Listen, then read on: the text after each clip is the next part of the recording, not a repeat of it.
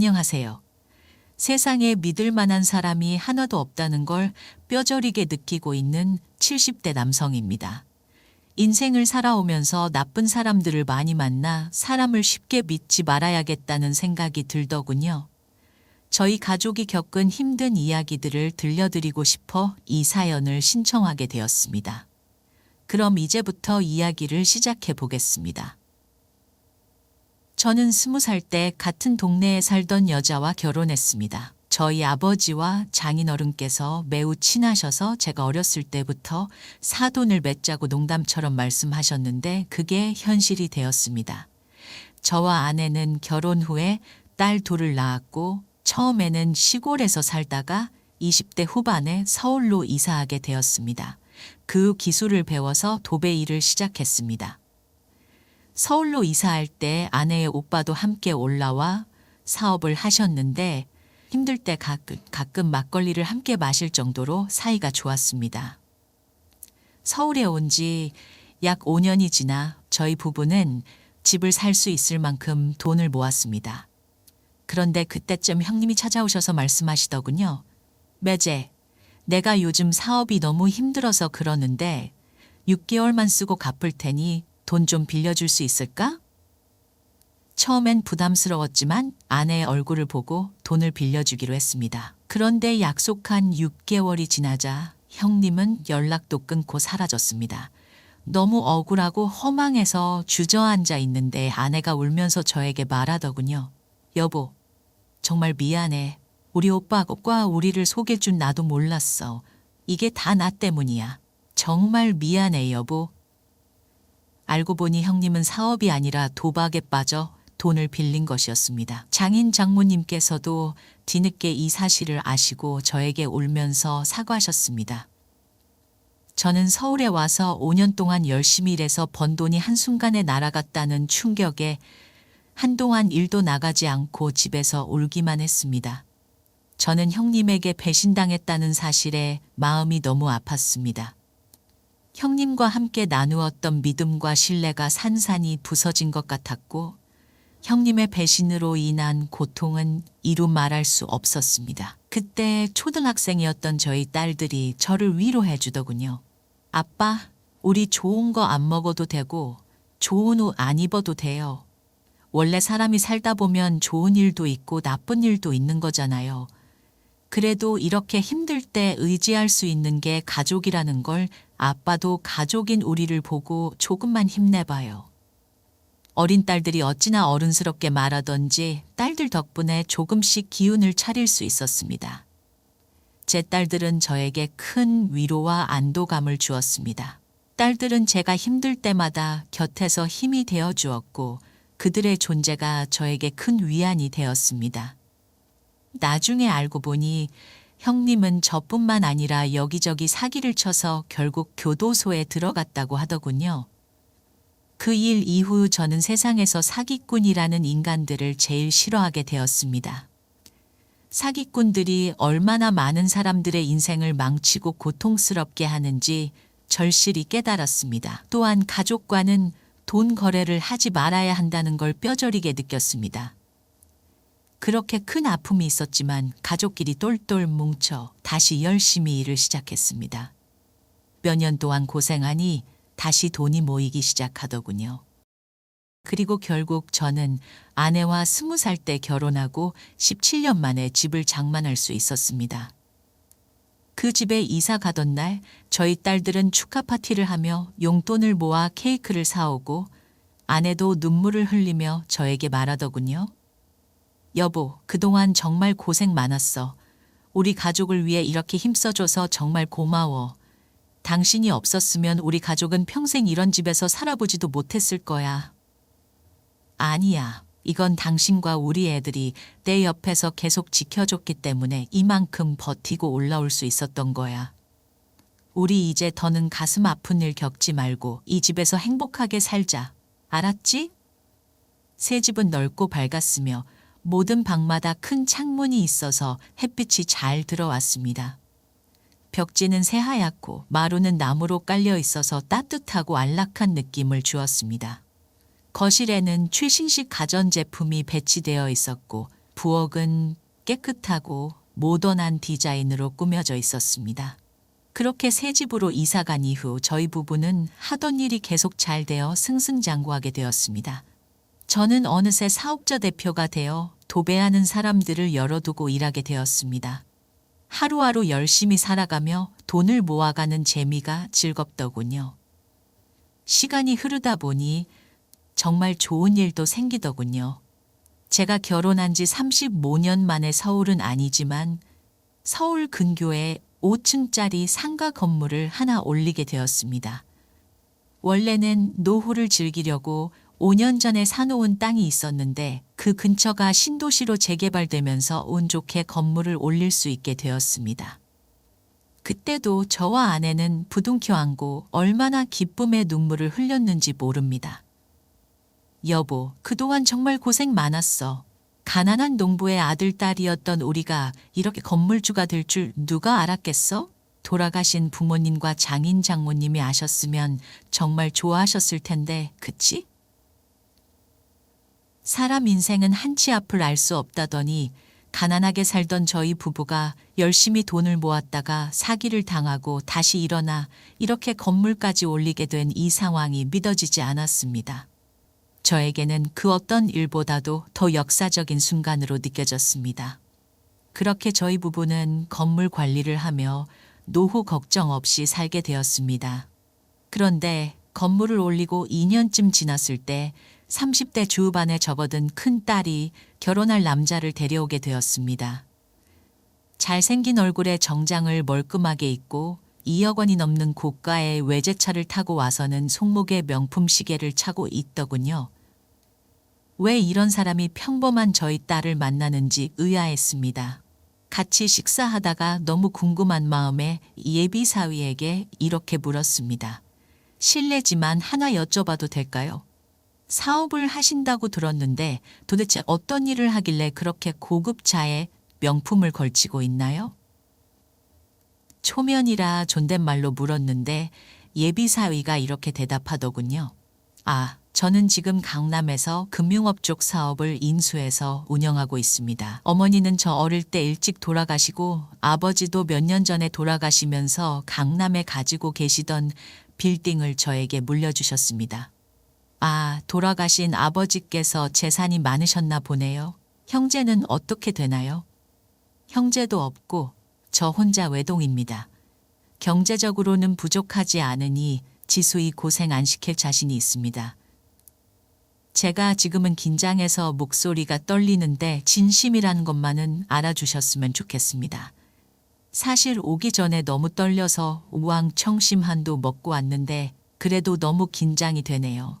사업하면서도 이렇게 긴장한 적이 없었는데 아버님과 어머님 뵙는다고 생각하니 너무 심장이 떨립니다. 자신 있게 자신의 재산 상황을 오픈하면서도 긴장된다고 목소리를 떠는 예비 사위를 보고 순진한 면도 있구나 하는 생각이 들었습니다.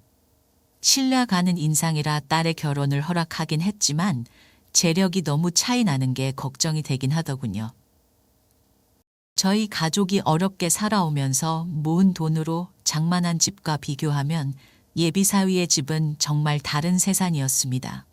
예비 사위의 집은 강남의 고급 빌딩을 소유하고 있는 재력가 집안이었고 저희는 시골에서 어렵게 시작해서 지금의 생활을 이루기까지 많은 고난을 겪었기에 더욱 그렇게 느껴졌습니다. 그래도 어쨌든 둘이 좋다고 하고 예비 사위도 좋은 사람인 것 같아서 결혼을 시켰습니다. 그런데 큰딸이 결혼하자마자 잘 다니던 직장을 갑자기 그만두더군요. 왜 그만두냐고 물어보니 임신 준비를 하면서 내조를 하겠다고 하더군요. 그때는 사위가 경제력이 있으니 그럴 수도 있겠다고 생각했습니다. 사위는 그렇게 돈이 많은데도 거만하지 않고 오히려 저희에게 잘해주었습니다. 틈만 나면 홍삼 등 선물을 사들고 저희 집에 찾아오곤 했습니다. 게다가 한 번은 저에게 이렇게 말하더군요. 아버님, 잘 나가는 건물주신데 차가 이게 뭐예요? 10년 넘는 차를 왜 아직도 끌고 다니세요? 제가 아버님 품격에 맞게 고급 외제차 한 대 뽑아드릴 테니 그거 타고 다니세요. 뭐라고? 아유 됐어요. 차 탈 일도 별로 없는데 내가 무슨 고급 외제차야. 나한테 외제차 사줄 돈 있으면 그냥 우리 딸이랑 둘이 잘 먹고 잘 살아. 내가 이 나이에 무슨 부귀영화를 누리겠다고 비싼 차를 끌고 다니겠어. 사위는 가끔씩 그렇게 터무니없이 비싼 선물을 사준다고 했었지만 저는 그때마다 부담스러워 거절했습니다. 저는 사위가 자주 찾아오는 것만으로도 고마웠거든요. 아이고, 사업하느라 바쁘다는 사람이 왜 이렇게 자주 찾아와요? 괜히 나 때문에 일하는데 방해되는 거 아니에요? 방해라뇨. 어머님이랑 아버님 보고 싶어서 찾아온 거죠. 제가 오늘 경치 좋은 식당 하나 알아놨으니 저랑 드라이브 겸 같이 나갔다 오세요. 오늘 제가 아주 풀코스로 모실게요.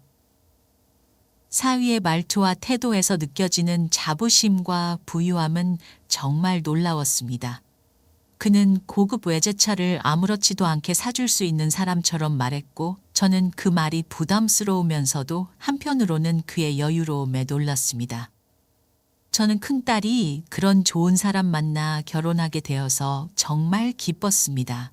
저의 큰딸은 사위와의 사이에서 딸을 2명 낳았습니다. 그런데 결혼한 지 3년쯤 지나자 사위가 저에게 자주 찾아오지 않기 시작했습니다. 그러다가 어느 날 큰딸이 찾아와서 눈물을 뚝뚝 흘리며 저에게 말했습니다. 아빠, 이서방이 요즘 사업이 많이 힘든가 봐요. 힘들어서 매일 술 먹고 괴로워하는데 내가 옆에서 지켜보기가 너무 힘들어요. 그래서 말인데 아빠가 좀 도와주시면 안 돼요. 제가 지금 도움을 청할 곳이 아빠밖에 없어서 그래요. 뭐? 아니, 이서방이 강남에 빌딩도 있고 부모님에게 물려받은 재산도 있다면서 그건 다 어디 쓰고 왜 나한테 도와달라고 하는 거야? 자세히 말하기는 좀 그런데 이미 건물 담보로 대출도 받은 상태라서 추가로 돈 나올 곳이 없단 말이에요. 아빠, 제발 한 번만 도와주세요. 네? 아휴, 얼마나 필요한데 그래? 급한 불 끄려면 2억 정도만 먼저 필요할 것 같아요. 나도 웬만하면 아빠한테 이런 부탁 안 하는데 지금 너무 힘들어서 그래요. 처음엔 2억이라는 돈이 너무 큰 금액이라 망설여졌습니다. 하지만 딸이 워낙에 도와달라고 울며 불구하고 당시 둘째 손녀가 돌이 막 지난 상황이라 더 막막해하는 딸을 생각하니 안 도와줄 수가 없더군요. 그래서 저는 사위의 사업 자금으로 2억 원을 빌려주게 되었습니다. 그런데 한번 빌려주기 시작하니 저를 돈 주머니로 생각했는지 몇 달 지나 큰딸이 또 저에게 와서 말했습니다. 아빠, 이서방이 돈이 좀 더 필요한가 봐요. 한 번만 더 도와주시면 안 될까요? 너 그게 무슨 소리야? 내가 무슨 돈 나오는 기계냐? 이서방 직원들도 많고 사업도 잘 된다면서 왜 갑자기 자꾸 돈을 빌려달라고 해? 그리고 이서방 너 시켜서 나한테 돈 빌려달라고 하기 전에 2억이 넘는 외제차 팔든지 아니면 1,000만 원짜리 시계를 팔든지 해야지. 왜 아빠한테 자꾸 와서 손을 벌리는 거야? 아빠, 너무한 거 아니에요? 아빠 지금 임대료 받으면서 편하게 살고 계시잖아요. 자식들이 힘들면 좀 도와줄 수도 있는 거 아닌가요? 아빠 정말 너무해요. 뭐라고? 너무해? 너 지금 아빠한테 대드는 거야? 아, 몰라요. 저 그냥 갈래요. 큰딸은 그렇게 말하고 문 밖으로 나가버렸습니다. 한 번도 저에게 대든 적 없던 아이가 갑자기 짜증을 내니 너무 당황스러웠습니다. 그런데 그 일이 있고 2주 정도 지나자 큰딸이 다시 찾아올 줄 알았는데 안 찾아오더군요. 그래서 알아서 해결했나 보다 했는데 그게 아니었습니다. 알고 보니 큰딸이 저에게 돈을 빌리지 못하자 엄마를 꼬드겨 결국 돈을 받아냈더군요. 저는 그 사실을 알고 속이 뒤집어지는 기분에 아내에게 이렇게 말했습니다. 여보, 도대체 그 돈을 왜 해준 거야? 우리가 계속 돈을 해주면 걔들이 다음에 또 요구할 거라는 생각은 안 했어? 아휴, 그래도 뭐 어쩌겠어. 자식이 힘들다는데 부모로서 도와줘야지. 우리 딸도 딸이지만 우리 손녀딸들 생각하면 내가 가슴이 너무 아파서 그랬어. 무조건 도와주는 게 능사가 아니야. 아휴, 부모님한테 물려받은 재산이 그렇게 많다더니 난 아무래도 이 서방이 좀 수상해. 그리고 지수이도 뭔가 이상해 보이더라고. 아내가 몰래 큰딸에게 돈을 빌려준 사실을 알게 된 저는 화가 치밀어 올랐습니다. 아내에게 그렇게 하지 말라고 당부했는데도 불구하고 그녀는 큰딸의 부탁을 들어주었기 때문입니다. 그런데 그때 옆에서 듣고 있던 작은 딸이 저에게 말했습니다. 아빠, 우리 언니 그런 사람 아니잖아요. 언니도 다 생각이 있어서 그런 거겠죠. 우리한테 말 못할 무슨 사정이 있을지도 모르니까 일단은 기다려봐요. 그 일이 있고 나서 얼마 안 가 제 몸이 점점 안 좋아지기 시작했습니다. 처음엔 큰딸 때문에 스트레스 받아서 그런 줄 알았는데 병원에 가보니 암이라고 하더군요. 60대 초반의 암이라니 너무 억울했습니다. 그래서 어떻게든 나아보려고 열심히 병원 치료를 받는데 저희 작은 딸이 저에게 정말 지극정성으로 잘해주었습니다. 작은 딸은 직장 근처에 혼자 살면서도 수시로 절 찾아와 저에게 힘이 되어 주었습니다. 아빠 기억나요? 우리 서울에 새로 들어 살 때 나랑 언니랑 가끔 라면 끓여 먹었는데 아빠가 일 끝나고 집에 오면 왜 라면을 먹냐고 화내셨잖아요. 그러고선 아빠가 나가서 우리가 좋아하는 떡볶이랑 김밥 사오고 그때 아빠가 무슨 일이 있어도 내 자식들 라면 먹이지 않는다 하셨잖아요. 그럼 다 기억나지.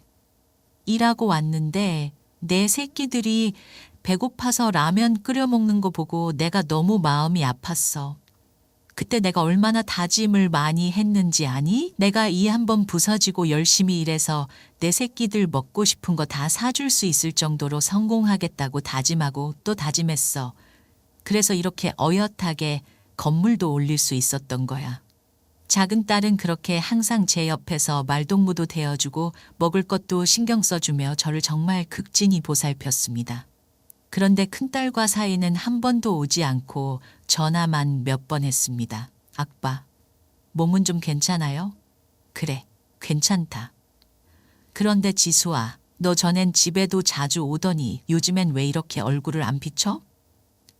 아, 요즘에 이서방 사업이 다시 좀 풀려가고 있어서 제가 그 일 도와주느라 좀 바빴어요. 그래도 아빠가 너무 걱정돼서 이렇게 전화도 하는 거잖아요. 큰딸은 그렇게 말했지만 저는 속으로 너무 섭섭했습니다. 당시 제가 사는 곳이 남양주였고 큰딸은 서울에 살았는데 차가 안 막히면 30분이면 오는 거리를 시간을 못 내서 못 온다고 하니 서운하더군요.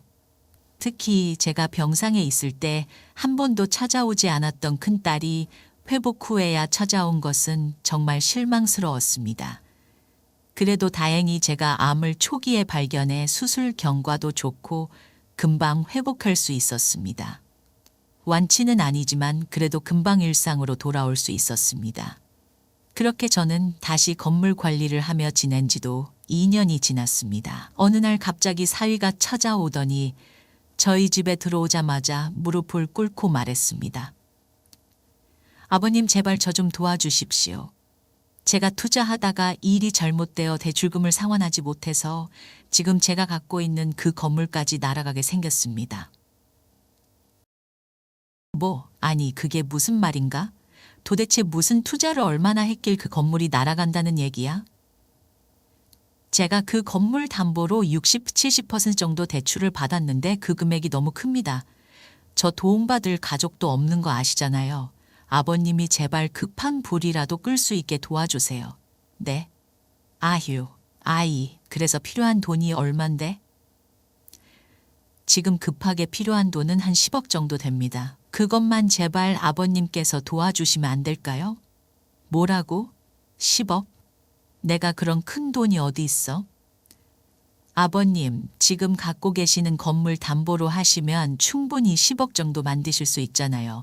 대신 제가 차용증도 쓰고 공증도 받고 필요한 건 다 하겠습니다. 이거 급한 불만 끄면 제 건물이 넘어가지 않으니까 그때 제가 아버님께 10억에 해당하는 건물 지분을 드릴게요. 저희 직원들도 지금 저 때문에 월급도 못 받고 있어요. 이 건물이 넘어가면 돌아가신 부모님에게도 부끄러운 일이 되는 겁니다. 제발 한 번만 도와주세요. 사위는 나중에 건물 지분을 주겠다고 하며 10억을 빌려달라고 했지만 저는 아무리 생각해도 이상한 것 같습니다. 그 강남에 있는 건물 시세가 사위 말로는 80억 정도 된다고 했는데 그렇게 비싼 건물을 날린다는 게 수상했습니다. 게다가 저는 사람 얼굴을 보면 알 수 있는데 사위의 말과 행동에서 어딘가 부자연스러운 모습이 보였습니다. 그래서 너무 큰 돈이니 생각해 보겠다고 하고 사위를 돌려보냈습니다. 그리고 사람을 고용해 사위의 뒤를 캐기 시작했습니다. 저는 사위의 재정 상황을 조사하면서 그의 거짓말을 의심하게 되었습니다. 모든 것이 너무 불명확하고 그의 설명도 점점 더 의심스러웠습니다. 한 2주 정도 지났을 때 심부름센터에서 충격적인 연락을 받게 되었습니다. 사장님, 충격받지 말고 잘 들으세요. 지금 김민수이라는 사위에게 사기 당하신 겁니다. 가지고 있다던 80억짜리 건물도 없고요. 돌아가셨다던 김민수 씨 부모님도 멀쩡히 시골에 살아 계십니다. 형제도 여동생 1명, 남동생 1명 있더라고요. 부모님에게 유산 받다는 것도 다 거짓말입니다. 게다가 김민수 씨는 현재 모든 재산을 탕진하고 완전히 백수 상태입니다. 여러 명의 투자자들을 속여 수십억 원을 빼돌린 상태이며 경찰에서도 조사를 진행 중입니다. 이런 상황에서 조만간 감방에 들어갈 가능성이 매우 큽니다. 뭐라고요? 그게 사실입니까? 아니, 그런 멀쩡히 살아계신 사돈이 왜 결혼식엔 안 온 겁니까? 그리고 감방에 들어간다는 것도 무슨 말이에요? 결혼식에 왜 안 왔는지까지는 저희도 잘 모르겠습니다. 그리고 알고 보니 김민수 씨가 다단계 사업을 하고 있더군요. 사람들을 끌어모아 투자하면 투자금의 30% 수익금을 주겠다고 하며 돌려막기 했습니다. 그 돈으로 비싼 차 타고 골프 치고 여행 다니고 비싼 아파트도 샀던 겁니다. 그런데 그 돌려막기 하던 투자금이 터져 피해자들이 경찰에 신고한 겁니다. 그 문제를 해결하려고 사장님께 10억을 빌려달라고 한 모양인데 절대 빌려주시면 안 됩니다. 제가 이런 일을 해서 아는데 우리나라에 이런 일이 생각보다 많아요. 사장님은 지금 다 속고 계신 겁니다. 저는 너무 큰 충격에 한동안 말을 잇지 못했습니다. 사위가 우리 가족을 이렇게 속였다는 사실에 분노가 치밀어 올랐습니다. 그의 모든 말이 거짓이라는 것을 알게 되니 참을 수 없었습니다. 내가 가장 혐오하는 사기꾼에게 또다시 당했다는 사실에 화가 치솟았습니다. 젊었을 때 아내의 형님에게 배신당했던 기억이 떠올랐습니다. 믿었던 사람이 도박에 빠져 우리 가족을 속였던 것처럼 이번에도 믿었던 사위가 우리를 기만했다는 사실이 나를 더욱 격분하게 했습니다.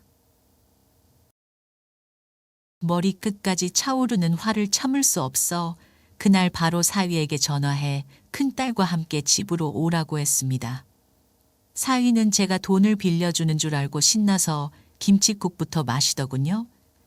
저는 잠시 후 집에 돌아온 딸과 사위를 거실에 앉히고 사위에게 말했습니다. 자네 도대체 정체가 뭔가? 네, 정체라니요? 도대체 무슨 말씀이신지? 내가 다 알아보고 왔으니 거짓말하지 말게.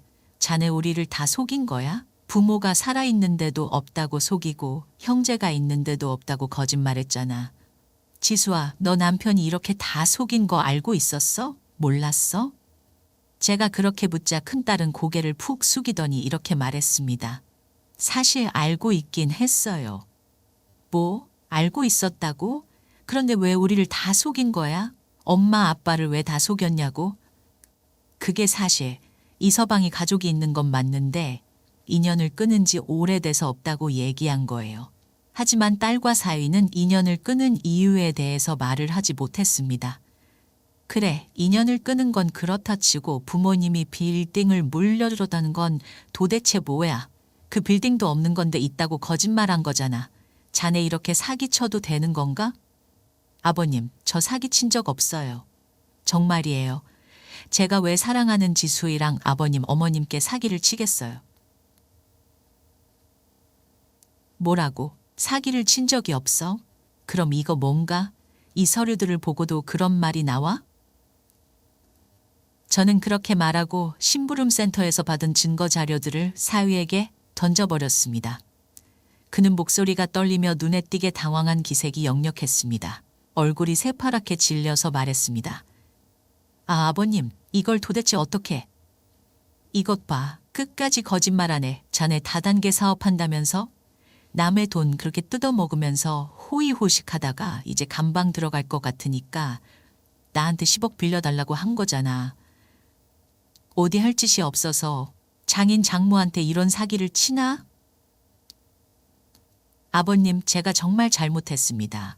저 한 번만 살려주세요. 이거 못 막으면 진짜 감방 들어간단 말이에요. 저 감방 들어가면 저희 애들 아빠 없이 자라야 하는데 아버님은 손녀딸들이 불쌍하지도 않으세요? 그러자 이번엔 큰딸이 나서서 저에게 애원했습니다. 아빠, 나도 이렇게 부탁할게요. 그래도 난 아빠 딸이잖아요. 나 봐서라도 한 번만 도와주시면 안 돼요? 뭐라고? 이것들이 진짜. 지수아, 아빠가 그렇게 어렸을 때부터 사기치는 남자는 절대 만나지 말라고 했잖아. 그런데 이 모든 사실을 알면서도 어떻게 우리를 속일 수가 있어? 어떻게 네가 이럴 수가 있냐고?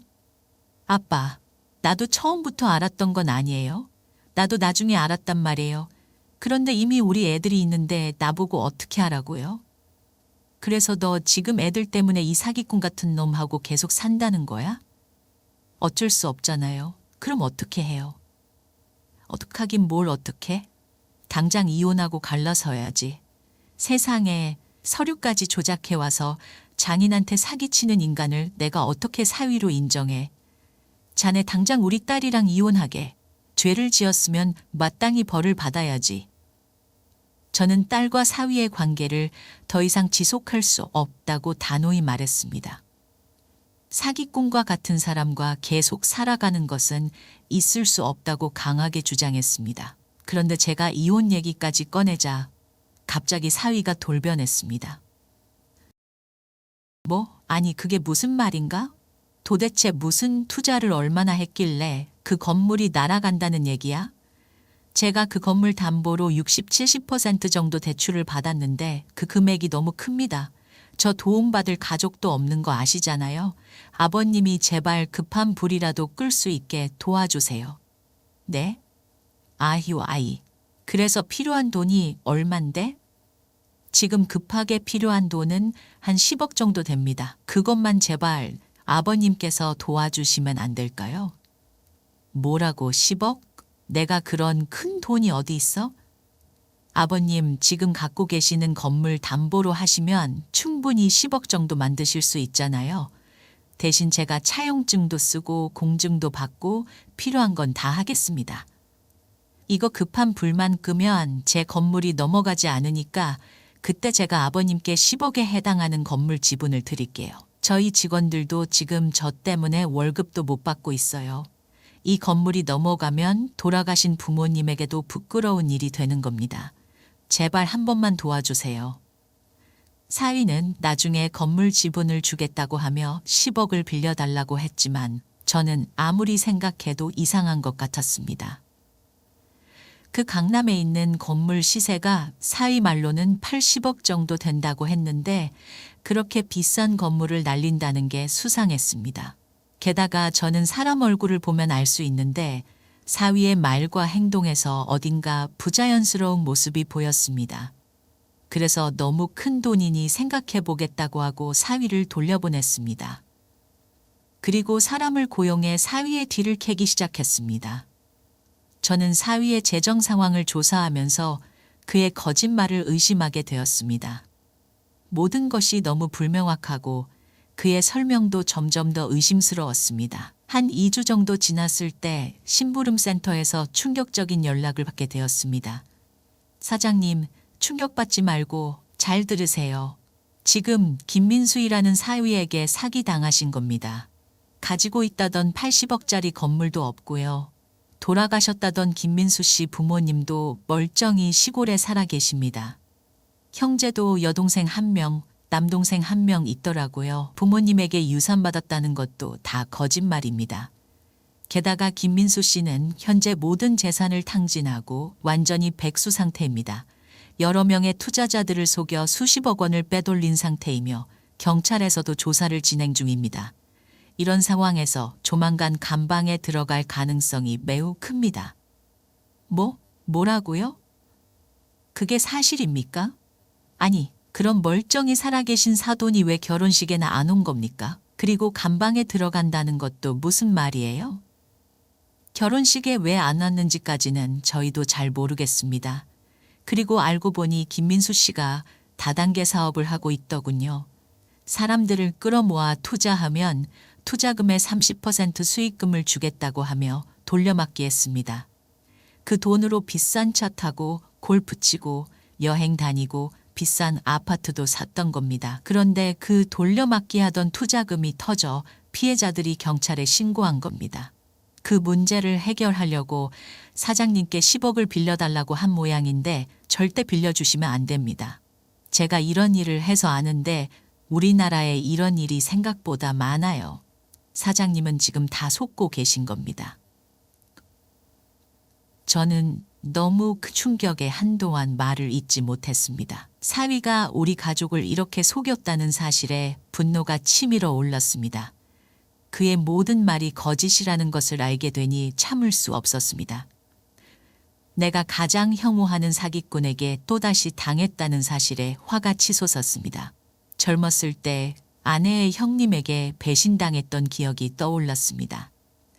믿었던 사람이 도박에 빠져 우리 가족을 속였던 것처럼 이번에도 믿었던 사위가 우리를 기만했다는 사실이 나를 더욱 격분하게 했습니다. 머리 끝까지 차오르는 화를 참을 수 없어 그날 바로 사위에게 전화해 큰딸과 함께 집으로 오라고 했습니다. 사위는 제가 돈을 빌려주는 줄 알고 신나서 김칫국부터 마시더군요. 저는 잠시 후 집에 돌아온 딸과 사위를 거실에 앉히고 사위에게 말했습니다. 자네 도대체 정체가 뭔가? 네, 정체라니요? 도대체 무슨 말씀이신지. 내가 다 알아보고 왔으니 거짓말하지 말게. 자네 우리를 다 속인 거야? 부모가 살아있는데도 없다고 속이고 형제가 있는데도 없다고 거짓말했잖아. 지수아, 너 남편이 이렇게 다 속인 거 알고 있었어? 몰랐어? 제가 그렇게 묻자 큰딸은 고개를 푹 숙이더니 이렇게 말했습니다. 사실 알고 있긴 했어요. 뭐, 알고 있었다고? 그런데 왜 우리를 다 속인 거야? 엄마 아빠를 왜 다 속였냐고? 그게 사실 이서방이 가족이 있는 건 맞는데 인연을 끊은 지 오래돼서 없다고 얘기한 거예요. 하지만 딸과 사위는 인연을 끊은 이유에 대해서 말을 하지 못했습니다. 그래, 인연을 끊은 건 그렇다 치고 부모님이 빌딩을 물려줬다는 건 도대체 뭐야? 그 빌딩도 없는 건데 있다고 거짓말한 거잖아. 자네 이렇게 사기쳐도 되는 건가? 아버님, 저 사기친 적 없어요. 정말이에요. 제가 왜 사랑하는 지수이랑 아버님, 어머님께 사기를 치겠어요? 뭐라고? 사기를 친 적이 없어? 그럼 이거 뭔가? 이 서류들을 보고도 그런 말이 나와? 저는 그렇게 말하고 심부름센터에서 받은 증거 자료들을 사위에게 던져버렸습니다. 그는 목소리가 떨리며 눈에 띄게 당황한 기색이 역력했습니다. 얼굴이 새파랗게 질려서 말했습니다. 아버님, 이걸 도대체 어떻게... 이것 봐, 끝까지 거짓말하네. 자네 다단계 사업한다면서? 남의 돈 그렇게 뜯어먹으면서 호의호식하다가 이제 감방 들어갈 것 같으니까 나한테 10억 빌려달라고 한 거잖아. 어디 할 짓이 없어서 장인 장모한테 이런 사기를 치나? 아버님, 제가 정말 잘못했습니다. 저 한 번만 살려주세요. 이거 못 막으면 진짜 감방 들어간단 말이에요. 저 감방 들어가면 저희 애들 아빠 없이 자라야 하는데 아버님은 손녀딸들이 불쌍하지도 않으세요? 그러자 이번엔 큰딸이 나서서 저에게 애원했습니다. 아빠, 나도 이렇게 부탁할게요. 그래도 난 아빠 딸이잖아요. 나 봐서라도 한 번만 도와주시면 안 돼요? 뭐라고? 이것들이 진짜... 지수와 아빠가 그렇게 어렸을 때부터 사기치는 남자는 절대 만나지 말라고 했잖아. 그런데 이 모든 사실을 알면서도 어떻게 우리를 속일 수가 있어? 어떻게 네가 이럴 수가 있냐고? 아빠, 나도 처음부터 알았던 건 아니에요. 나도 나중에 알았단 말이에요. 그런데 이미 우리 애들이 있는 나보고 어떻게 하라고요?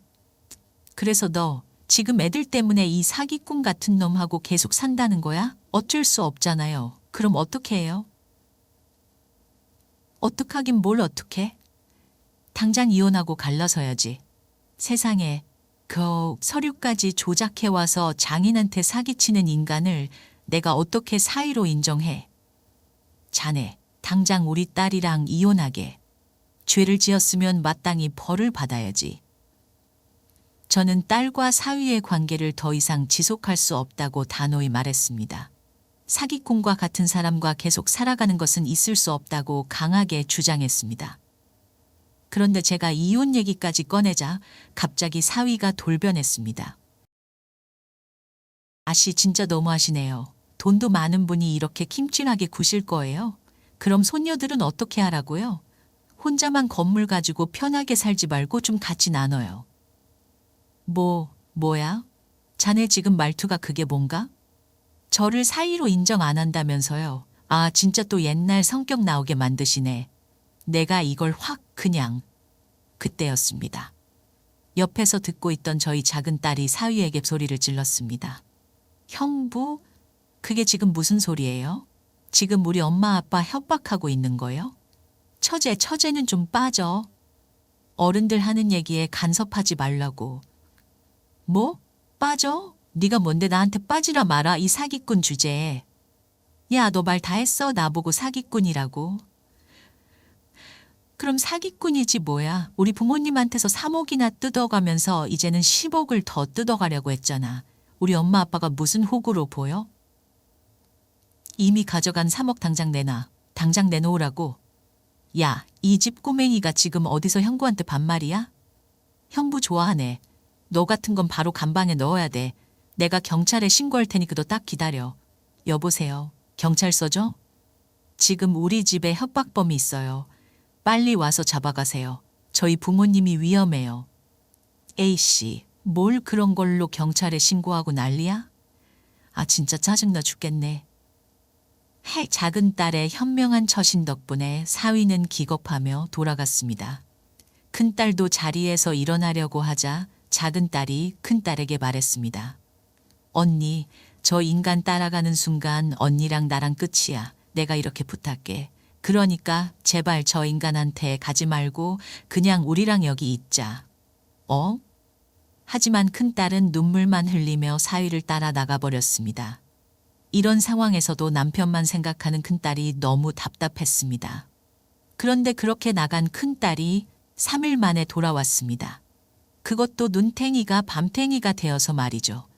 너무 깜짝 놀라 물어보니 사위가 그날 이후로 돈 만들어 오라며 큰딸을 이 지경으로 만들어 놨다고 했습니다. 손녀딸 둘을 데리고 그런 몰골로 찾아온 큰딸을 보니 가슴이 찢어지는 것 같았습니다. 아빠, 정말 죄송해요. 난 어떻게 해서든 우리 가족을 지키고 싶어서 그랬어요. 그 사람 마음을 돌려놓고 싶어서 내가 힘들어도 끝까지 버텼던 건데 결국 이렇게 될 줄은 몰랐어요. 아빠랑 엄마한테 이렇게 불효 저지르고 정말 죄송해요. 얘기를 들어보니 큰딸은 그놈한테 가스라이팅을 제대로 당한 것 같았습니다. 큰딸이 펑펑 울며 말하자 저희 아내는 큰딸을 안아주며 이렇게 말했습니다. 아니다. 넌 잘못 없어. 오히려 이 엄마가 미안하구나. 내가 옆에서 네 얘기를 더 들어주고 보살폈어야 하는데 그러지 못해서 정말 미안하다. 사실 5년 동안 부모는 나 몰라라 하고 사이만 챙기는 딸이 괘씸할 때도 있었습니다. 하지만 사정을 알고 보니 딸도 정말 힘든 시간을 보냈던 것 같았습니다. 결국 저희 가족은 큰딸을 병원에 데려가 치료하고 진단서까지 발급받아 사위를 경찰에 고소했습니다. 그러자 고소 사실을 알게 된 사위가 저에게 전화해서 말했습니다. 아버님 꼭 이렇게까지 하셔야겠어요? 살다 보면 부부끼리 싸울 수도 있는 거지. 뭘 그런 걸로 고소까지 하시냐고요? 싸우긴 뭘 싸워? 네가 혼자서 일방적으로 때려놓고 난 너 절대 용서 못해. 내가 돈이 얼마가 들더라도 너 같은 놈은 끝까지 벌받게 할 거야. 알겠어? 그런데 사위는 큰딸에게도 계속 전화하고 문자를 보내며 또 가스라이팅을 시도했습니다. 여보, 미안해. 내가 다 잘못했어. 그래도 우리 애들 생각은 해야지. 그러니까 나 한 번 만나주라. 어? 그러자 저희 작은 딸이 그 연락처를 대신 차단시키고 큰딸의 전화번호도 아예 바꿔버렸습니다. 언니, 이제 더 이상 그 인간과 연락하지 마. 그 사람은 언니를 이용해서 우리 가족을 망치려는 범죄자야. 언니를 정말 사랑하는 가족은 우리야. 그러니까 정신 차리고 우리랑 함께 있어야 해. 작은 딸은 단호하고 굳은 표정으로 말했습니다. 절대 흔들리지 마, 언니. 내가 어떻게든 언니와 조카들을 지킬 거야. 그 인간이 또 무슨 짓을 해도 우리는 절대 굴복하지 않아. 작은 딸의 강한 의지와 결단력에 큰 딸은 눈물을 흘리며 고개를 끄덕였습니다. 고마워, 수진야.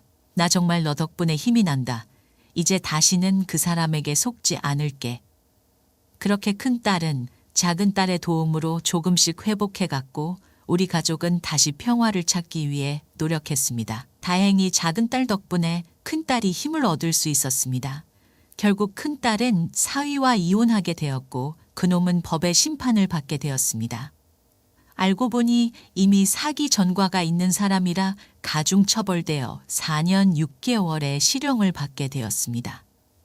그는 수많은 사람들을 속여 막대한 금액을 가로챈 혐의로도 기소되었습니다. 이런 범죄로 인해 많은 이들이 고통받았기에 처벌이 더 무거웠습니다. 큰딸은 한동안 죄송하다며 울기만 했는데 우리가 해줄 수 있는 건 큰딸을 따뜻하게 안아주는 것밖에 없었습니다. 큰딸의 눈물은 우리의 가슴을 아프게 시간이 흐르며 큰딸도 다시 정신을 차릴 수 있게 되었습니다. 그 기간 동안 큰딸은 많이 힘들어했지만 가족의 사랑과 지지 덕분에 조금씩 마음의 평온을 되찾았습니다. 마침 제 건물에 있던 임차인이 나가게 되어 큰딸이 생계를 이어갈 수 있도록 그 자리에 편의점을 차려주었습니다. 큰딸은 처음엔 자신감을 잃고 두려워했지만 점차 자신의 일을 즐기며 활력을 되찾아갔습니다. 그녀의 얼굴에는 다시 웃음이 피어나기 시작했고 아이들과 함께 지내며 조금씩 회복되었습니다. 그 후 큰딸은 편의점을 운영하며 저희 집에서 아이들과 함께 지냈습니다. 그녀의 밝아진 모습에 우리 가족 모두가 기뻐했습니다. 그렇게 큰 풍파를 겪고 5년 정도가 지났습니다. 어느새 작은 딸도 40대 초중반이 되었습니다. 직장과 집만 오가는 딸을 보며 너무 걱정이 되어 아내와 상의해 작은 딸을 설득했습니다. 다은야, 너도 이제 나이가 있는데 슬슬 좋은 사람 만나서 가정을 꾸려야 하지 않겠니? 요즘엔 결혼정보업체에서 많이들 만난다고 하더라. 너도 한번 등록해서 알아보는 게 어떻겠니? 사실 저랑 친한 친구가 결혼정보업체에서 좋은 사위를 얻었다는 얘기를 들었거든요. 저희 작은 딸도 얼른 좋은 사람을 만나 행복한 인생을 살기를 바라는 마음이 컸습니다. 저희 얘기를 들은 작은 딸이 결혼정보 회사를 통해 남자 한 명을 만나게 되었습니다. 처음 인사를 왔을 때 인상도 되게 순박하고 저희 딸에게 잘한다고 해서 아내가 너무 좋아했습니다. 작은 딸을 예비 사위와 결혼시키기로 하고 상견례를 하는데 예비 사돈이 예비 사위의 칭찬을 그렇게 많이 하더군요. 큰 딸도 이런 모습을 보며 자신도 다시 행복해질 수 있다는 희망을 가지게 되었습니다. 큰 딸의 얼굴에는 예전보다 더 밝은 미소가 피어나기 시작했고 가족들은 그녀의 행복을 진심으로 기뻐했습니다. 큰 딸이 새로운 시작을 하며 삶의 의지를 되찾는 모습을 보며 우리도 큰 위안을 얻었습니다. 우리 준호가 어렸을 때부터 얼마나 착하고 성실했는지 몰라요. 다른 친구들이 게임하고 축구할 때 우리 아들은 취미로 봉사활동을 했거든요. 저는 특별히 잘나지도 그렇다고 부족하지도 않은 평범한 가정에서 바르게 자란 예비 사위가 마음에 들었습니다. 그래서 상견례 당시 11월이었는데 따뜻한 4월에 결혼을 시키기로 했습니다. 예비 사위는 결혼 전부터 저희에게 정말 잘해주었습니다. 그는 작은 배려와 친절한 말 한마디로 주변 사람들에게 신뢰를 주는 사람이었습니다. 게다가 가끔 저와 소주 한잔 할 때면 진지한 얼굴로 이런 말을 하더군요. 아버님, 저도 아버님처럼 어떤 어려움이 닥쳐도 이겨내고 가족을 위해 최선을 다하는 사람이 되고 싶습니다. 사람이 살아가면서 성실함이 정말 중요하다고 하잖아요. 아버님은 어려운 환경 속에서도 열심히 일해 건물주가 되셨잖아요. 저도 아버님을 본받아 멋진 사위가 되도록 노력하겠습니다. 예비 둘째 사위는 첫째 사위와는 다르게 정말 성실한 사람인 것 같았습니다. 한 번은 같이 식사를 하러 갔는데 예비 사위의 운동화가 너무 낡아 보였습니다. 제가 그 정도면 하나 사서 신지 그러냐고 물어보니 이렇게 대답했습니다. 아, 전 꾸미는 데는 별로 관심 없고 운동할 때 편하기만 하면 된다고 생각해요. 이렇게 낡았는지 몰랐네요. 그래도 깨끗이 빨면 오래 신을 수 있어요. 이미 있는데 또 사면 낭비잖아요. 이 말을 듣고 저는 예비 사위가 물질적인 것보다 내면의 가치를 더 중요하게 생각하는 사람이라는 것을 깨달았습니다. 그래도 저는 혹시나 하는 마음에 한 번은 예비 사위에게 이렇게 물었습니다. 혹시 자네도 주식이나 투자 같은 거 하나? 요즘 젊은 사람들 중에 한탕 크게 벌려고 그런데 손대는 사람이 많잖아. 에이, 전 그런 건 관심도 없고 할 줄도 몰라요. 물론 주식 같은 데서 크게 돈 벌 수도 있지만 그만큼 위험하잖아요. 저는 아무리 생각해도 그냥 착실하게 일해서 적금 넣는 게 최고인 것 같아요. 돈놀이를 하던 첫째 사위와는 다르게 예비 둘째 사위는 정말 믿음직스러웠습니다. 이렇게 성실하고 욕심 없는 사람이라면 우리 둘째 딸을 맡겨도 되겠다는 생각이 들었습니다. 그런데 둘째 딸의 결혼식을 3개월쯤 앞둔 때 우리 집에 생각지도 못한 큰 불행이 찾아왔습니다. 아내가 집에 있겠다고 해서 딸들만 데리고 어디 놀러 갔다 왔던 날이었습니다. 그날 저녁 8시쯤 집에 들어왔는데 이상하게도 집에서 인기척이 없었습니다. 여보 나왔어. 아, 집안이 왜 이렇게 조용해? 평소 같으면 밝게 웃으며 반겨줬을 아내가 보이지 않았습니다. 주방에도 없고 작은 방에도 없고 안방에도 없었습니다. 혹시나 해서 안방 화장실 문을 열었을 때 저는 깜짝 놀랐습니다. 아내가 안방 화장실에 쓰러져 있었거든요. 저는 너무 놀라 의식이 없는 아내에게 심폐소생술을 하면서 딸들에게 119에 전화하라고 시켰습니다. 거기 119죠? 저희 엄마가 지금 화장실에 쓰러져 있어요. 빨리 좀 와주세요. 빨리요. 여보, 제발 정신 좀 차려봐. 이대로는 안 돼. 제발 눈 좀 떠보라고. 저는 의식이 없는 아내에게 계속해서 심폐소생술을 하며 아내의 이름을 울부짖었습니다. 잠시 후 119가 도착해 아내를 병원으로 실려갔지만 이미 심장마비로 세상을 떠난 상태였습니다. 어떻게 이렇게 허망할 수 있는지 그렇게 건강했던 아내가 한순간에 심장마비로 저 세상으로 떠났다는 게 이해가 되질 않았습니다. 아내는 술도 담배도 안 하고 항상 건강을 챙기던 사람이었는데 갑자기 이렇게 되다니 말이 되냐고요? 저는 가슴이 찢어질 듯한 슬픔에 그만 오열하고 말았습니다. 아내의 죽음은 제게 상상할 수 없는 고통을 안겨주었고 저는 오랜 시간 동안 깊은 슬픔에 잠겼습니다. 그녀의 빈자리가 너무 크게 느껴졌고 매일 밤마다 그녀를 그리워하며 눈물을 흘렸습니다. 여보, 이게 도대체 어떻게 된 거야? 아침까지만 해도 밝게 웃으며 우리한테 잘 다녀오라고 했잖아. 그런데 갑자기 이렇게 떠나는 게 말이 돼? 우리 딸들도 괜한 죄책감에 땅을 치며 울기 시작했습니다. 엄마, 정말 죄송해요.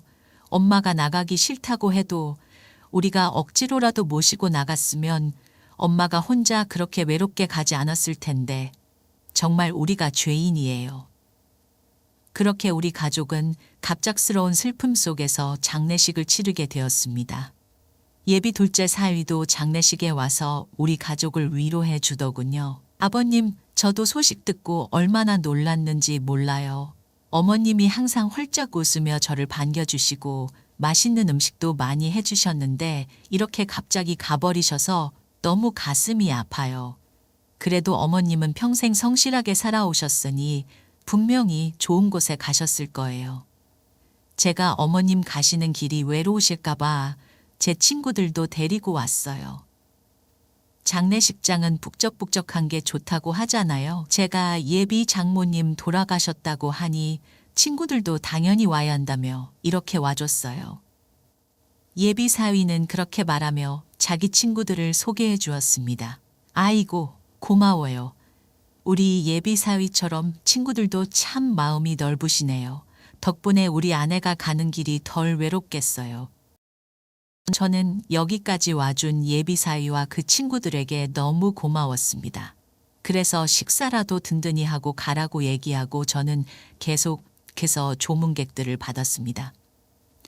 시간이 조금 지나고 나니 예비 사위는 친구들과 한쪽에서 술을 한 잔씩 하고 있었습니다. 그 와중에 저희 딸들은 몸을 가누지 못할 정도로 펑펑 울고 있었고 저도 정말 가슴이 찢어지는 것 같았습니다.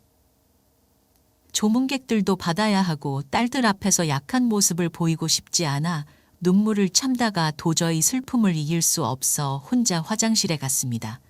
그리고 좌변기 칸에 앉아 참았던 눈물을 쏟아냈습니다. 여보, 나 아직도 당신이 세상을 떠났다는 게 믿기지 않아. 여보, 제발 돌아와줘. 제발. 그렇게 한참을 울고 있는데 갑자기 누가 화장실에 들어오더니 낯익은 목소리가 들렸습니다. 그 사람들은 바로 예비 사위의 친구들이었습니다. 야, 너네 그거 들었어? 준호 예비 장인 될 사람 완전 노른자 땅의 건물주래. 거기 한 달 임대 수익만 해도 장난 아니라던데. 준호가 몇 번 실패했더니 이번엔 제대로 된 물주를 만났나 봐. 그러니까 말이야. 그런데 준호는 도대체 장인 장모가 몇 명이야? 하도 바뀌니까 이제 완전히 헷갈려 죽겠어. 그나저나 준호 그 여자랑 헤어졌대.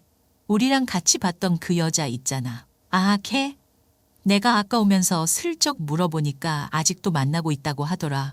근데 뭐 곧 헤어진다고 하긴 하더라. 이제 결정을 해야 된다나 뭐라나? 앞으로 이 집에 충성한다고 그러던데 그건 또 모르는 일이야. 걔 바람기가 어딜 가겠냐? 저는 그 대화를 듣고 정말 큰 충격을 받았습니다. 저희 작은 딸을 만나고 있으면서도 또 다른 여자와 양다리를 걸치고 있는 것 같았습니다. 게다가 장인 장모가 몇 명이냐는 소리가 나오는 걸 보니 초혼도 아닌 것 같았습니다. 저는 화가 머리끝까지 차올라 화장실 문을 벌컥 열고 소리쳤습니다. 이봐요, 방금 한 말이 다 사실입니까? 그러자 그 친구들은 귀신이라도 본 것처럼 놀라더니 이러더군요. 아, 그게요? 아, 그게 아니라. 지금 했던 말 다 사실이냐고 물었습니다. 당장 똑바로 얘기 안 해요? 저희는 몰라요. 모른다고요. 그 친구들은 끝까지 모른다고 우기며 화장실 밖으로 확 나가버렸습니다. 저는 그놈들을 쫓아 다시 장례식장으로 들어갔는데 그들은 가져온 가방만 챙겨서 후다닥 장례식장 밖으로 도망갔습니다. 예비 사위는 영문도 모르고 친구들에게 갑자기 어디 가냐고 소리치더군요. 저는 뚜벅뚜벅 걸어가 예비 사위 앞에 있던 육개장을 예비 사위 머리 위에 확 부어버렸습니다. 장례식장에 있던 모든 사람들이 깜짝 놀라고 저희 작은 딸도 기겁하며 달려왔어요. 아빠, 지금 뭐 하시는 거예요? 저는 육개장을 뒤집어 쓴 예비 사위에게 이렇게 말했습니다. 자네 우릴 속였나? 안 속였나? 네. 그게 무슨 말씀이세요? 지금 솔직히 얘기 안 하면 더 후회하게 될 거야. 다시 한번 묻겠네. 자네 우리를 속였나 안 속였나? 아, 아버님 갑자기 왜 이러세요? 제가 속이기 뭘 속였다는 겁니까? 자네 지금 만나는 여자 있지? 그리고 이번 결혼도 처음이 아니잖아. 네? 아버님, 그걸 어떻게 아셨어요? 자네 친구들이 화장실에서 한 얘기를 내가 다 들었어. 자네 지금 내가 건물주라는 걸 알고 우리 딸이랑 결혼하려는 거지? 내 돈이 탐나서 우리 집에 충성하겠다고 했던 거 맞잖아. 제 말에 장례식장 안에 있던 사람들이 모두 깜짝 놀랐습니다. 특히 저희 작은 딸은 얼굴이 새파랗게 질려 이렇게 말했습니다. 아빠, 지금 그게 무슨 말이에요? 이게 다 어떻게 된 거냐고요? 다은이야, 너 잘 들어. 이놈 지금 너 말고도 만나는 여자가 또 있단다. 게다가 너 만나기 전에 결혼도 여러 번 했던 놈이야. 그래 놓고 내 재산이 탐나서 우리를 다 속이고 너랑 결혼하려고 했던 거라고. 뭐야, 이게 진짜 사실이야? 오빠 말 좀 해봐. 우리 아빠 말이 사실이냐고. 그러자 예비사위가 갑자기 무릎을 꿇더니 변명을 하기 시작하더군요. 아버님, 아버님이 말씀하신 거 다 사실 맞습니다. 그런데 저 진짜로 어머님 장례식 끝나자마자 그 여자랑 헤어지려고 했어요. 양다리 걸친 건 맞지만 둘 중에 한 명을 선택해야 한다면 연히 다은을 선택하려고 했단 말이에요. 뭐? 우리 다은가 물건인가?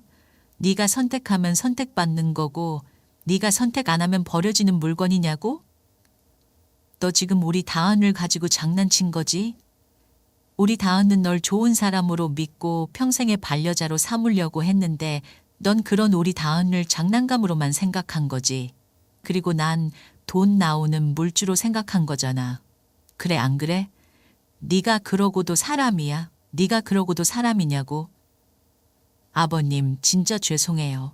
저 속인 건 맞지만 그래도 앞으로는 진실되게 살려고 했어요. 다은랑 결혼하면 멋있는 남편이자 사이가 되려고 했다고요. 웃기는 소리 하고 있네. 내가 사기꾼한테 한두 번 당한 게 아니라 아주 너 같은 놈이라 지긋지긋해. 내가 미쳤다고 너 같은 놈 말을 믿겠냐? 당장 나가.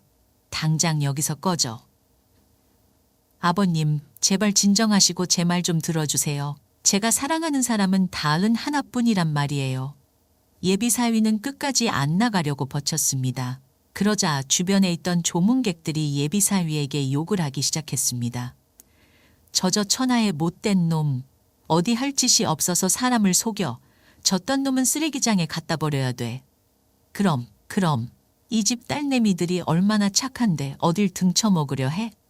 나라도 저놈을 밖에 쫓아내야겠어. 조문객들이 저와 힘을 합쳐서 예비사위를 거의 들고 나가다시피 함을 밖으로 던져버렸습니다. 저는 바닥에 철퍼덕 넘어져 있는 예비사위에게 마지막으로 경고했습니다. 너 앞으로 네 머리털 하나라도 우리 눈에 띄었다간 그날로 네 인생 작살나는 날이야. 알겠어? 아버님, 어떻게 한 번도 아니고 두 번이나 이런 일이 있을 수 있는지 정말 기가 차고 황당해서 눈물이 나오더군요. 알고 보니까 예비사위였던 그놈은 직장인은 맞지만 결혼을 2번 한 사람이었다고 했습니다. 너무 화가 나서 나중에 결혼정보업체에 따졌더니 거기서도 자기들 잘못은 없다며 저한테 이러더군요. 고객님, 저희는 직장도 진짜로 다니고 있는 거 확인했고요. 다른 서류에 문제가 없는 걸로 확인했습니다. 그런데 혼인신고 안 하고 결혼한 것까지 저희가 알 수 없잖아요. 서류상으로 깨끗한 거 확인 다 했는데 이게 어떻게 저희 책임입니까? 하필이면 그놈이 혼인신고를 한 번도 안 해서 결혼정보업체까지 속아 넘어간 모양이더군요. 그런 상황이다 보니 더 이상 결혼정보업체에 따질 수도 없었습니다. 배신감에 치를 떨던 저희 둘째 딸은 그놈 회사에 찾아가서 아주 쑥대밭을 만들어 놓았더군요. 아빠, 내가 오늘 그 인간 회사에 찾아가서 아주 제대로 쪽을 줬어요. 그 인간이 재산 많은 집 여자 낚으려고 결혼정보업체까지 속이고 이 여자, 저 여자 만난 거 그리고 양다리 걸친 것까지 전부 다 까발리고 왔다고요. 회사 사람들 앞에서 진짜 망신을 주고 왔어요. 나도 너무 화가 나서 참을 수 없었어요. 그 인간 아마 쪽팔려서 이제 회사도 못 다닐 거예요. 그 회사 사람들도 뭐 저런 놈이 있냐면서 아주 쌍욕을 하던데요. 아휴, 내가 그 인간한테 속은 거 생각하면 아주 열불나 죽겠어요. 어떻게 한 번도 아니고 두 번이나 이런 일이 있을 수 있는지 너무 억울해서 한동안은 매일 한숨만 쉬었습니다. 그런데 저의 큰딸이 저한테 이런 얘기를 하더군요. 아빠, 제가 봤을 땐 아무래도 이거 우리 엄마가 돌아가시면서 마지막 선물을 준 것 같아요. 뭐라고? 그게 무슨 말이냐? 생각해봐요. 만약에 엄마 장례식이 아니었다면 아빠가 그 인간 친구들이 하는 얘기도 못 들었을 거 아니에요? 그럼 우리 윤희는 아무것도 모르고 그런 사기꾼이랑 결혼했을 거고, 그럼 우리 가족한테 또 무슨 일이 생겼을지 모르는 일이잖아요. 아마 우리 엄마가 우리 가족을 구해주려고 그런 거 아닐까요? 생각해보니 큰딸의 말도 맞는 것 같더라고요. 제가 화장실에 앉아서 그렇게 혼자 펑펑 울 때 그 소리를 들은 아내가 저에게 신호를 준 건 아닐까 하는 생각이 들었습니다. 그래도 정말 다행인 건 저희 딸들이 둘 다 씩씩하게 이겨내고 있다는 점입니다. 둘 다 나쁜 놈들을 만나 상처를 받았지만 오히려 저를 위로하면서 이렇게 얘기하더군요. 아빠, 우린 집안의 남자는 아빠 한 명만 있으면 돼요. 이것도 다 어떻게 보면 운명이라고요. 죽을 때까지 아빠랑 오순도순 행복하게 살라는 운명이라고요. 세상에 이렇게 좋은 팔자가 어디 있어요? 우리 가족은 이런 많은 시련을 겪고도 여전히 강하게 버티고 있습니다. 서로를 지지하며 더욱 단단해졌어요. 그렇게 저는 40대가 넘는 딸 둘과 소녀 둘을 데리고 다 같이 지내고 있습니다. 솔직히 아직까진 아내 빈자리가 커서 혼자서 몰래 올 때가 많답니다. 하지만 저는 그때마다 아내에게 약속을 하고 있습니다. 아비로서 내 딸들은 내가 끝까지 지키겠다고. 그러니까 하늘에서 더 이상 아프지 말고 울지 말라고 아내에게 몇 번이나 약속을 하고 있답니다. 여러분, 삶이 아무리 힘들어도 포기하지 마세요. 우리 가족처럼 어려움을 이겨내고 서로를 지지하며 나아가야 합니다. 요즘에 아무리 세상이 흉흉하고 사기꾼들이 판을 치는 세상이라지만 저희 가족한테 이런 일이 이렇게 많이 일어날 줄은 몰랐어요. 앞으로는 사람을 쉽게 믿으면 안 되겠다는 교훈을 철저히 깨닫게 되었습니다. 이제는 저희 자식 손주들만 생각하며 남은 생을 열심히 살아보려고 합니다. 돌다리도 두드려보고 건너라는 말처럼 여러분께서도 매사에 조심하셨으면 좋겠습니다. 그럼 오늘도 좋은 하루 보내시고요. 저는 이만 사연을 마치도록 하겠습니다. 들어주셔서 감사합니다. 감사합니다.